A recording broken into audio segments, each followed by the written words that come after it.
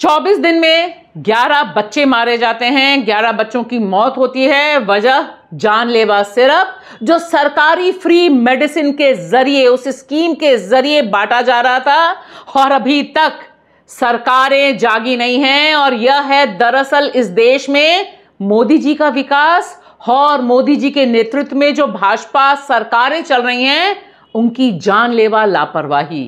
यह 11 बच्चे 100% गरीब बच्चे थे, लिहाजा किसी को कोई फर्क नहीं पड़ता। जबकि ठीक उसी समय तमिलनाडु सरकार इस जानलेवा कफ सिरप पर बैन लगाती है।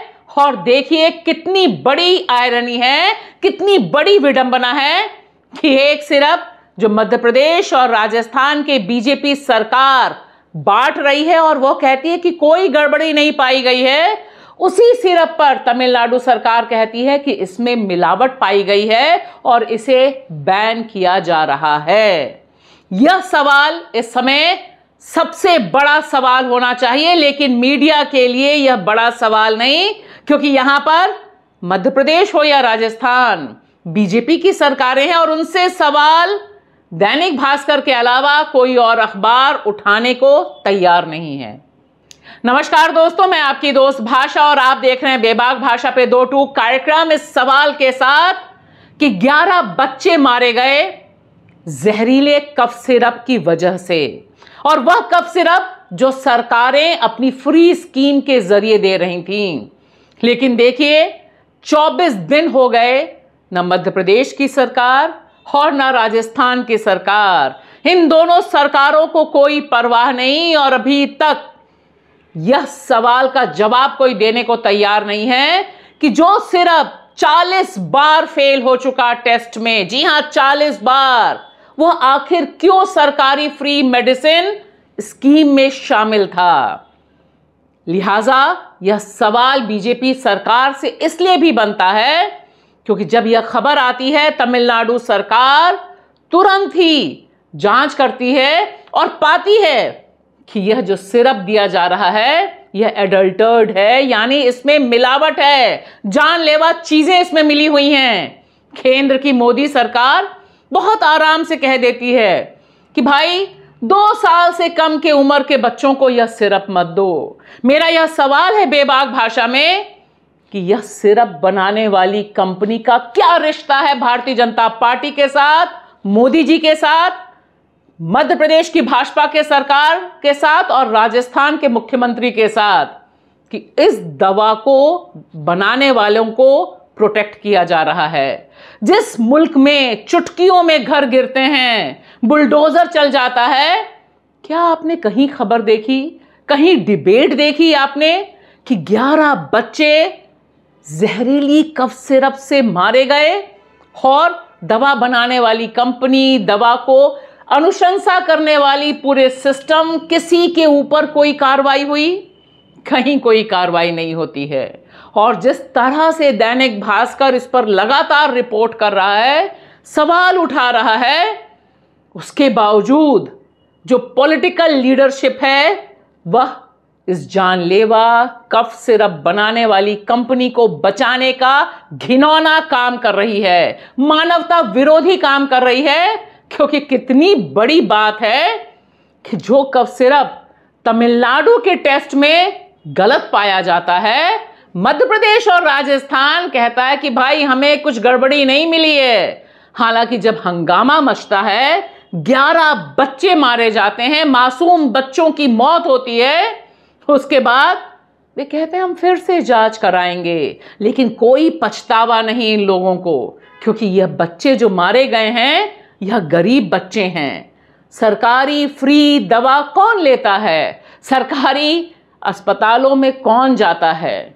लिहाजा यह जो सन्नाटा है यह इतना भयानक है कि डर लगता है कि यह सरकारें जो हर समय हिंदू मुसलमान करती रहती हैं, हर समय बदले की बात करती रहती हैं, ये ऐसी दवा कंपनियों को बैन करने तक का कदम नहीं उठा पाती। सोचिए कितनी बड़ी मिलीभगत होगी, और काश कोई जांच इस नजरिए से भी की जाती।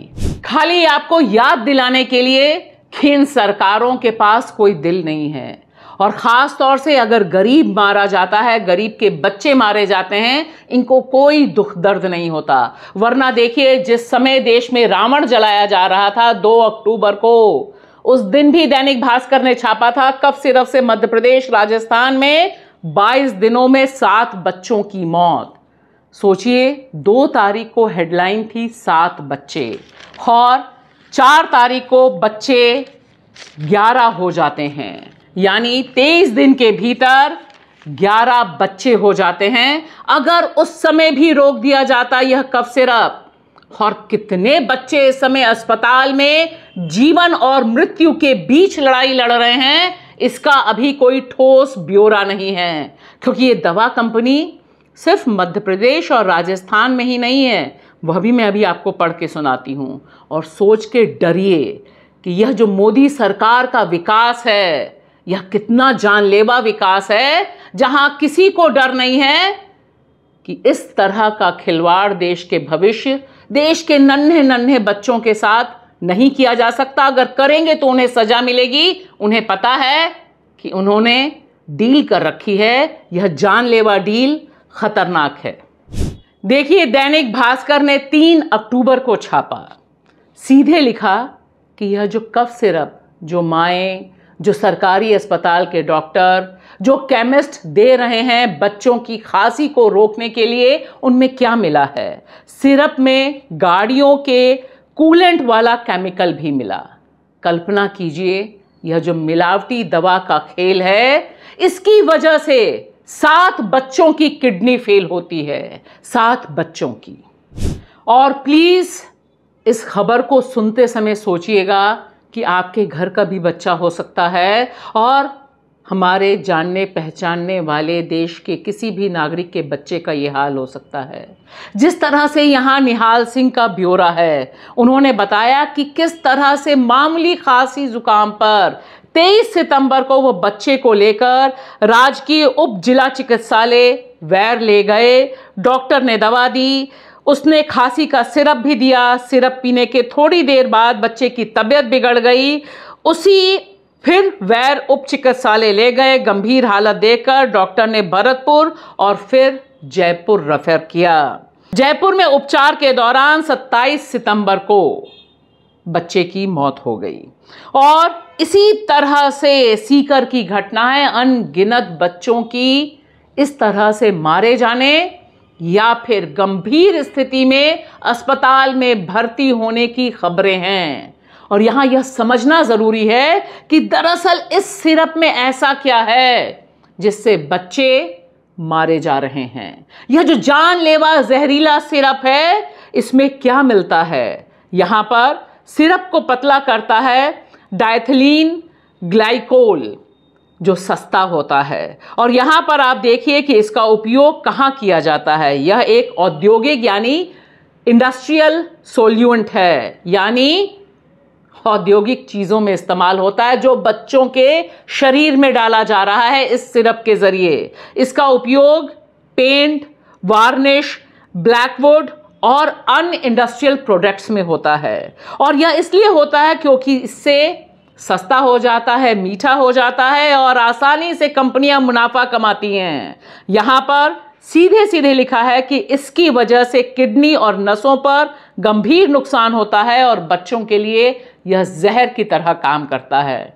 अगर यह जानकारी अखबार में है तो वहां पर जो सरकार में बैठे लोग हैं, जो मुख्यमंत्री हैं, जो चिकित्सा विभाग है, जो चिकित्सा मंत्री हैं, उन सबको पता है कि वे इस कफ सिरप के जरिए बच्चों को जहर दे रहे हैं। पूछिए दिल से कि इन लोगों को अपनी कुर्सी पर बने रहने का कोई हक है या नहीं। क्या मध्य प्रदेश और क्या राजस्थान, दोनों ही जगह जो भाजपा सरकारें हैं, वह दरअसल छोटे बच्चों को जहर परोसने वाले सिस्टम को सपोर्ट करते हुए दिखाई देती हैं। और यहां यह सवाल पूछा जा रहा है कि जिस कंपनी को, जिस कफ सिरप को 40 बार लैब टेस्ट में फेल कर दिया गया था, आखिर निजी टेस्ट में उसे कैसे पास करके बच्चों को दिया जा रहा था। यहां यह जो सवाल है, यह बहुत साफ साफ है कि डेक्स्ट्रोमॉर्फिन जो सिरप है, जो 40 बार फेल हुआ, एक बार नहीं 40 बार, लेकिन फिर एक प्राइवेट टेस्ट में उसे ओके करके बेच दिया गया, लोगों को ओके करके बांट दिया गया। यह जो दवा के नाम पर जहर बच्चों को दिया गया, आज की तारीख में सबसे भयावह तस्वीर है, सबसे खौफनाक तस्वीर है। लेकिन दिक्कत यह है कि यह ग्रेट गोदी मीडिया के लिए कोई खबर नहीं है, क्योंकि यहां निशाने पर उन्हें भाजपा सरकारों को लेना है, उन सरकारों को लेना है जो मोदी के विकास का ढिंडोरा पीटती रहती हैं, लाखों लाख रुपए विज्ञापन पे खर्च करती रहती हैं और बच्चों को दवा के नाम पर जहर देती रहती हैं। शुक्रिया।